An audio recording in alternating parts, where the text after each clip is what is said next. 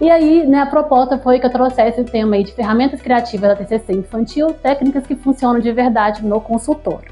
Bom, não vou me apresentar porque ela já falou tudo de mim aí, tá? Para a gente poder discutir um pouquinho do tema, eu quero começar falando um pouco desse meu percurso na clínica com criança. Eu me formei em 2005 e desde a graduação que eu sempre soube que eu queria trabalhar com criança.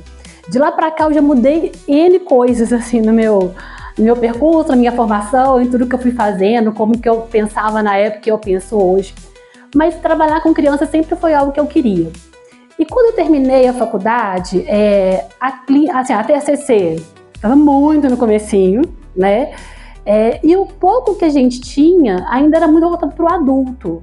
A gente quase não tinha nada assim de referencial, né, de TCC com criança.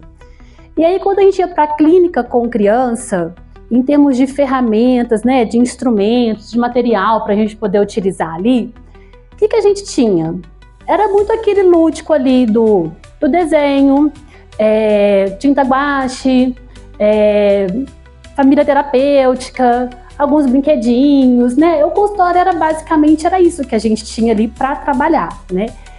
E aquilo me incomodava, porque quando eu comecei a atender, comecei a ver assim, muitas vezes a criança ia e ela só brincava. O brincar é importante? Claro que é, a gente trabalha com brincar o tempo todo.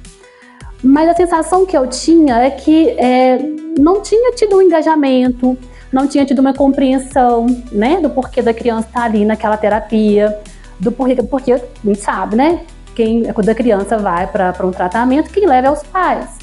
Então, quem leva a demanda, quem explica, né, quem entende que tem alguma coisa acontecendo é os pais, não necessariamente a criança. E aí a criança entrava, então ficava um pouco naquele processo ali do lúdico só como uma função recreativa e não como uma função terapêutica, que é o que a gente precisa trabalhar hoje com a criança. E aí, né, nisso eu fui estudando, conhecendo, entrando, né, conhecendo mais um pouco da TCC. E aí teve até um curso no NESM com Renato Caminha, que eu acho que deve ter sido 2016 mais ou menos. Não, tentei resgatar no meu computador, nos meus arquivos, a data, não consegui. Que para mim foi muito significativo, porque ali foi talvez o primeiro momento que eu me deparei com um instrumento ali mais padronizado, que tinha um referencial teórico, que tinha atividades, instrumentos, materiais que nos direcionavam um pouco mais ali na intervenção com a criança, tá? E dali para frente, né, só fui me assim, ampliando, né, e desenvolvendo ainda mais aí dentro dessa abordagem. No entanto, hoje, né, por outro lado, assim, eu acho que a gente também tem um problema, porque a gente está tendo talvez um mercado excessivo ali de ferramentas e materiais para a gente trabalhar com criança. E isso me preocupa bastante, sabe? Tipo assim, né? Aquela coisa, a gente trabalha, o Instagram da gente só manda coisa daqueles temas que a gente pesquisa. E é toda hora, assim, é quase que um bombardeio ali de materiais, de gente fazendo isso, fazendo aquilo, material disso para trabalhar isso, para trabalhar aquilo. E eu acho que às vezes a gente acaba se perdendo nesse processo, quase que tendo uma obrigação de comprar um monte de ferramentas, um monte de materiais lúdicos ali para trabalhar. E às vezes a gente esquece de coisas que são fundamentais. Então a pergunta aqui, né? Que ferramentas são essas que funcionam com criança? A questão não existe ferramenta por si só que vai funcionar na terapia com criança. Antes da gente pensar em que instrumento, que ferramenta, que atividade, que material eu posso utilizar, a gente precisa, né, de dois aspectos aqui para a gente da TCC, né, dentro do nosso arcabouço teórico, que não tem como a gente começar sem eles. Que a gente conseguir construir uma boa conceitualização de caso, a gente precisa entender o porquê que a criança está ali, porque a demanda que os pais levam não necessariamente é o que está acontecendo, né? A gente precisa entender o contexto. Eu sempre falo com meus alunos, todo comportamento tem um contexto. Não existe nada que a gente vai fazer se a gente não entender o contexto daquilo. Tanto um comportamento quanto um pensamento, né? A Janina acabou de falar, pensamento é comportamento. Então, o padrão, o tipo de pensamento, por que aquela criança tem aqueles pensamentos naquelas situações, isso também tem um contexto. Então, a gente precisa buscar no resgate ali de história de vida daquela criança, na demanda, né, do contexto daquela criança. A gente precisa conseguir construir uma boa conceitualização de caso.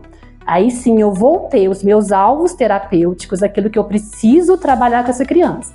Fazendo isso, eu consigo pensar em algumas ferramentas, algumas estratégias, que daqui a pouco eu vou abordar algumas, que nos ajuda aqui, então, nesse caminho aí, nesse trabalho.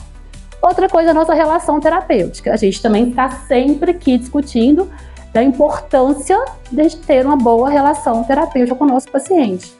Quando a gente pensa na criança, essa relação terapêutica ela é ainda mais complexa, porque ela é tripartite, ela é entre a criança, o profissional e a família. E aí aumenta a nossa complexidade, né, quem trabalha com crianças sabe, inclusive eu escuto de muitas pessoas que não querem trabalhar com criança porque eu tenho que trabalhar com a família da criança, o problema é a família. Eu sempre falo, a família não é o problema. Se a demanda da criança está dentro desse contexto familiar, que sim, né, eu preciso da família junto comigo. E não fazer aquele processo de, o problema dessa criança é a família, é a mãe, o pai, e afastar, e rejeitar, né, e manter esse distanciamento. Então essa relação terapêutica ela precisa acontecer com esse contexto todo. O que também às vezes traz um problema, que muitas vezes o que a criança pensa? Nossa, tudo que eu vou falar com a psicóloga ela vai contar para os meus pais, porque a gente precisa conversar com os pais sempre.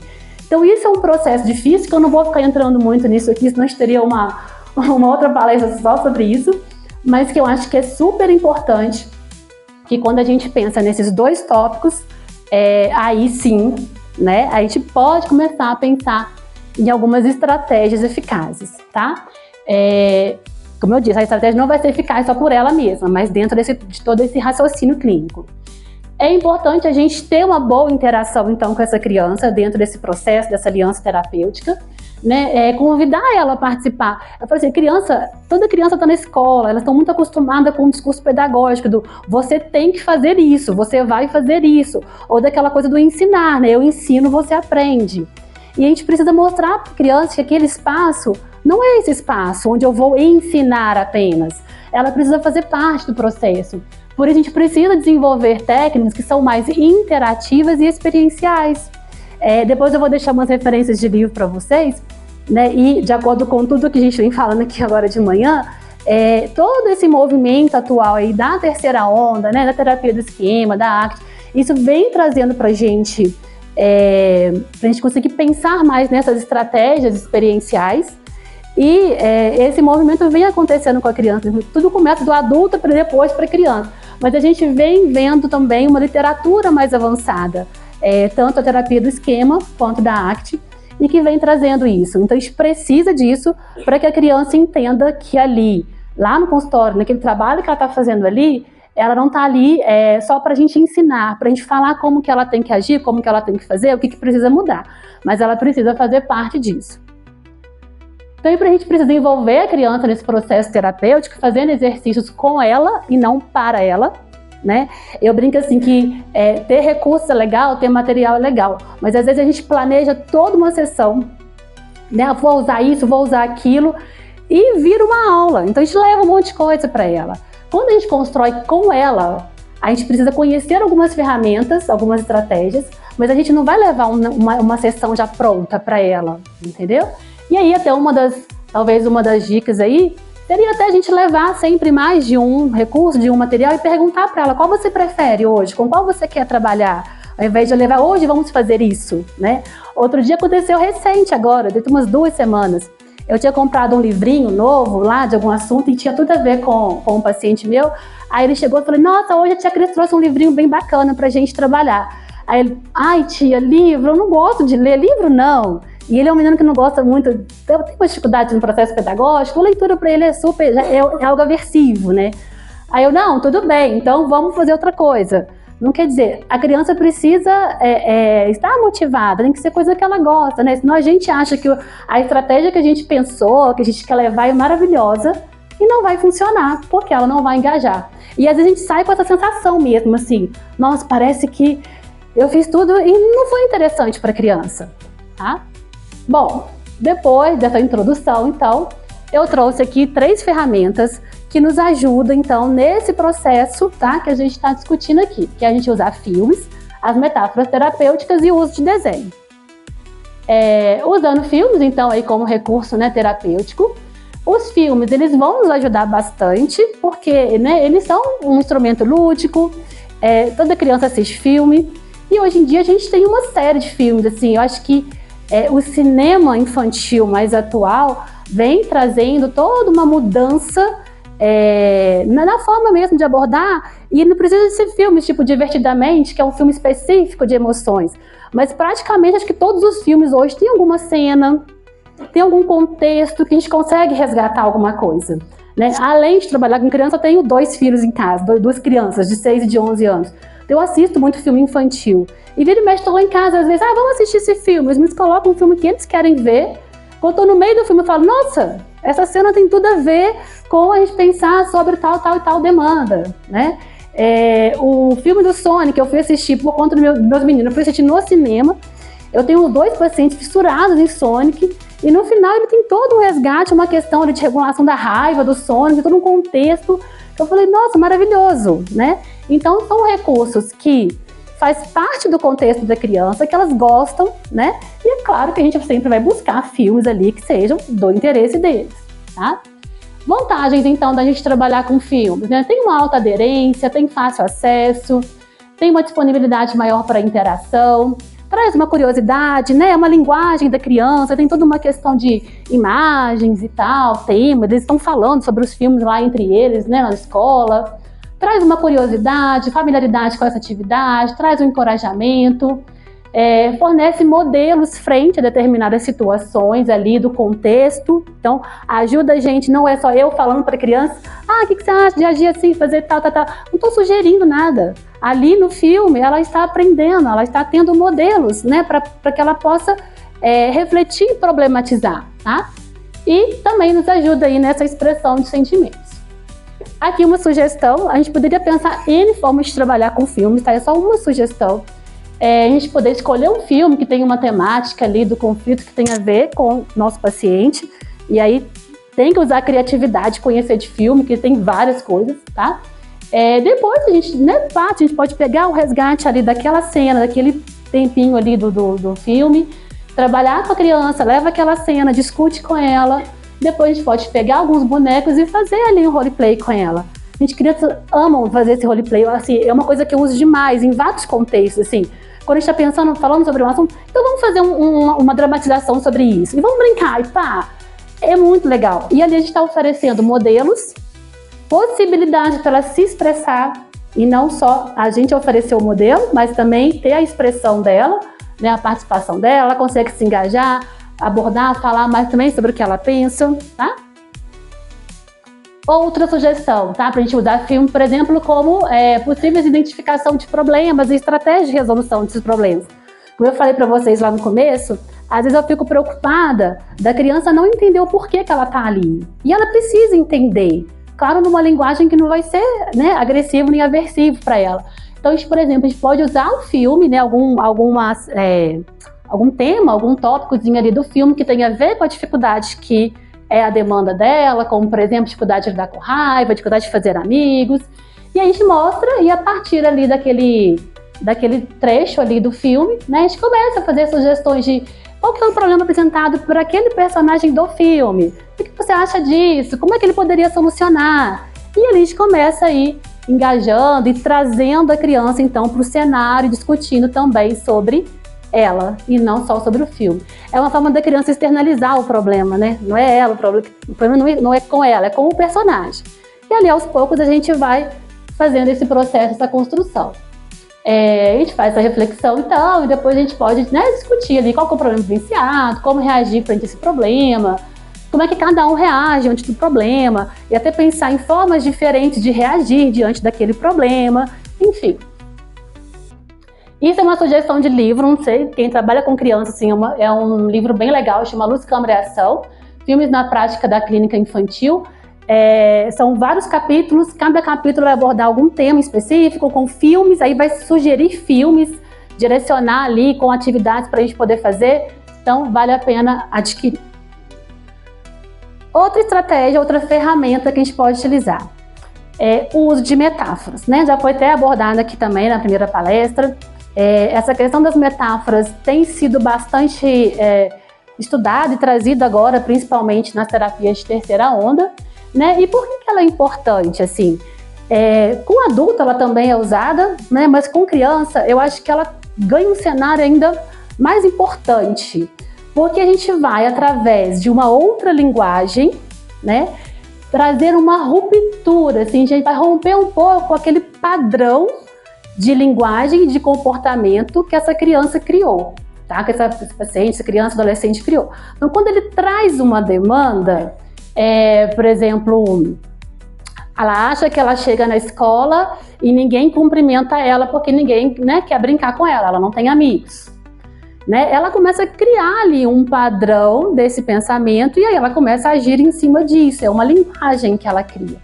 Quando a gente traz uma metáfora, tá? De uma certa forma a gente vai, através da linguagem, também romper, trazer outras formas de dialogar sobre aquilo.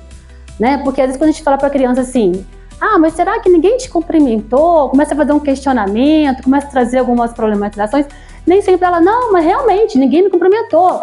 A gente não estava lá para ver, então como é que a gente vai fazer esse processo? Como se a gente não estivesse acreditando no que ela está falando, né? E quando a gente traz uma metáfora para poder problematizar isso, fica mais acessível para ela. Então a gente consegue afastar o paciente ali do conteúdo literal, né, da fala dela, trazendo uma outra fala para falar sobre aquele assunto, tá? E a gente cria um espaço de observação, de reflexão, e a gente consegue conectar essa experiência emocional da criança com imagens vivas e memoráveis. O que eu acho muito bonitinho quando a gente usa isso, é essa criança até trazer assim, nossa tia, eu estava durante a semana, aí eu lembrei quando você falou aquilo, como a gente cria uma memória ali para a criança. Fica mais fácil ela acessar essa memória da metáfora do que às vezes a memória de nós, psicólogos, explicando para ela alguma coisa, tá? Com criança, então, é importante a gente usar história com personagens, bichos, super-heróis, né? Dar nomes nesses processos lúdicos, como, por exemplo, pensamentos pegajosos, ao invés de falar de pensamentos intrusivos, que vai ser uma palavra muito difícil para ela. Utilizar desenhos, jogos, objetos simbólicos. E com adolescentes, também trazer mais essa cultura deles, né? A linguagem deles ali, rede social. Então, por exemplo, né, para a gente usar na ideia de um pensamento distorcido, falar de filtro de Instagram, quer dizer, trazer coisas que é da vivência deles, ok? Aqui, trouxe dois exemplos de metáforas, né, que são bastante conhecidos na psicologia, né, quem trabalha um pouco com esse recurso. Mas é interessante também que a gente tenha a criatividade, às vezes, de criar essas metáforas a partir do que a criança traz e não só a gente ter metáforas prontas e já querer, mais uma vez, colocar aquilo ali, né, no processo ali, tá?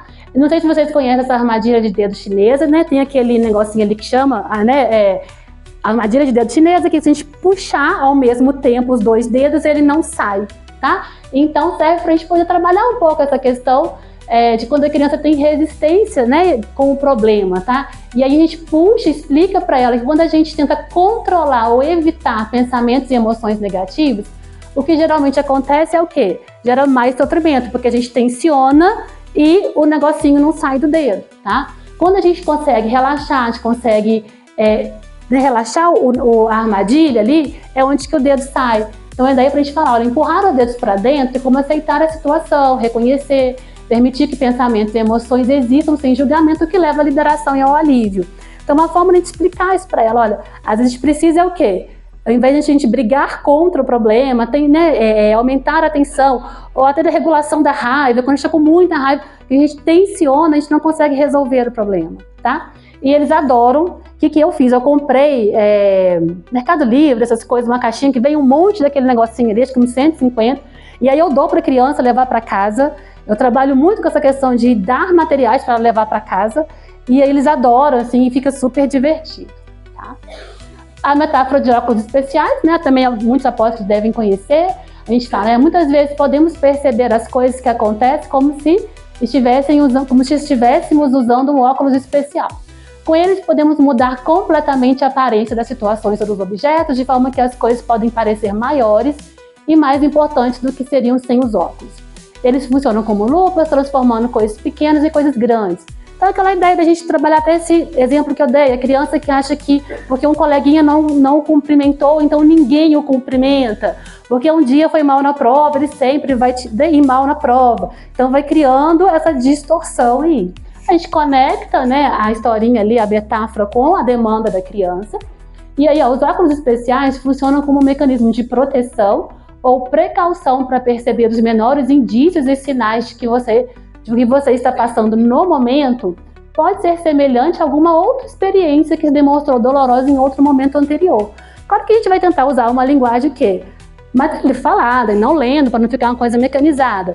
Mas a ideia é o quê? Até mesmo quando a gente vem para essa segunda parte, mostrar para ela, olha, hoje talvez você está pensando dessa forma porque em outro momento pode ter acontecido isso que você está aqui usando esse óculos especial hoje. Né, para a gente poder também não invalidar a criança, tipo, não, isso que você está falando não é bem assim, né, eu acho que tá errado. Então a gente vai ali validando experiências que ela já teve, mas mostrando para ela que talvez nesse momento ela pode estar fazendo, né, esse uso desse óculos especial e uma experiência que ela está vivenciando ali talvez possa ser percebido de uma outra forma. E aí, por último aqui, né, nossa terceira estratégia, que é construindo histórias com desenhos. Eu gosto muito de usar, que é uma forma da gente adaptar aquele modelo de história social, né, onde a gente vai ali através de historinhas e construindo, né, algo que a criança vai depois vivenciar lá no dia a dia dela, tá? Mas ao invés de eu levar histórias prontas, né, a gente faz junto. Isso é de um paciente que ama Harry Potter. Aí, claro que o tema foi Harry Potter, né? E a gente foi construindo sobre a respiração, e aí ele foi desenhando. E eu tenho alguns pacientes, eu não sei quem trabalha com criança tem tido isso, que tem gostado muito de desenho. Eu sou péssima para desenho, tipo, nunca vou fazer desenho, habilidade zero. Mas tem alguns que desenham muito bem. Então a gente usa o quê? Uma habilidade que a criança tem, uma coisa que ela gosta, até para a gente poder fortalecer ainda mais isso nela, valorizar, né, como que ela é boa nisso. E a gente foi construindo, aí tem todo o contextozinho ali do Harry Potter, que aí não sei lá quem chega, ele com o... Como é que chama o amiguinho do Harry Potter? O Rony, né? E aí ele explica sobre usar a respiração, enfim. Aí a criança levou isso para casa e tal, eu só tiro foto, mas é claro que eles levam. Esse é a mesma criança, tá? Ele tinha muita dificuldade com o irmão, inclusive era uma das demandas, com o irmão mais novo. E depois da gente trabalhando algumas coisas que estavam por trás disso, ele também construiu a historinha. Não dá para ver ali, mas de verde ali ele escreveu, ter irmão é legal. Aí também tem o Harry Potter e não sei quem ganhou um irmão, e aí a criança a gente foi construindo um diálogo, né, e ele foi fazendo na história e ele foi levando para casa. E hoje ele tá bem melhor com o irmãozinho, tá, gente? Esse é de um outro, não é o mesmo paciente, é um outro que também adora, habilidades maravilhosas para desenho. Ele já é adolescente, tá? E esse também gosta muito do Sonic, ele que eu falei do filme. Quando eu vi o filme eu lembrei demais dele. E a gente trabalhou alguma parte do filme. Que era sobre como lidar com a raiva, né? Aí eram estratégias que ele trouxe, que ajudava ele, né, na regulação da raiva. Ele tinha muita dificuldade. É um pensamento, uma criança que tem, um adolescente, que tem uma rigidez, né, psicológica, cognitiva muito grande, então ele acaba tendo momentos de desregulação, né, diante dessas situações por essa rigidez dele, tá? E aí ele foi trazendo as estratégias que ajudavam ele a lidar com a raiva, como ouvir uma música que ele gosta, assistir televisão, dar uma volta de bicicleta e dormir. Aqui são 3 indicações de livros, mais 3 aí que tem bastante ferramenta, tá? Instrumentos. Esse primeiro aqui eu falo, quem trabalha com criança tem que ter, porque é investimento, assim, ele é maravilhoso, muitas estratégias e todas sempre com fundamentação teórica, tá? Então, assim, como eu falei para vocês lá no começo, cuidado com o excesso, né, também aí de ferramentas, estratégias, né? A gente tem que ter uma fundamentação teórica. Essas 3 que eu trouxe para vocês, a gente não precisa comprar nada, a gente usa ali, né, junto com a criança. Então não é nada que a gente precisa, sabe, entrar nesse mercado todo aí de ferramentas, tá? Então esse primeiro eu acho muito bom. O do meio, né, com a terapia de esquema com criança e adolescente, né, nesse processo aí hoje de a gente já ter bastante referencial, bastante não, está começando a ter um referencial teórico da terceira onda, agora voltando para a infância. Ele é muito bom também, tem algumas estratégias. E o último é o ACT para tratamento para criança, a minha última compra que eu fiz aí, que eu descobri outro dia esse livro, ainda estou estudando.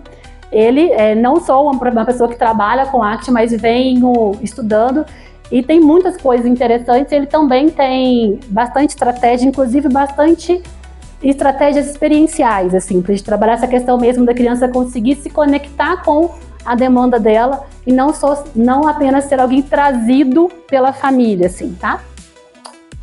E é isso, tá? Então, queria mais uma vez agradecer.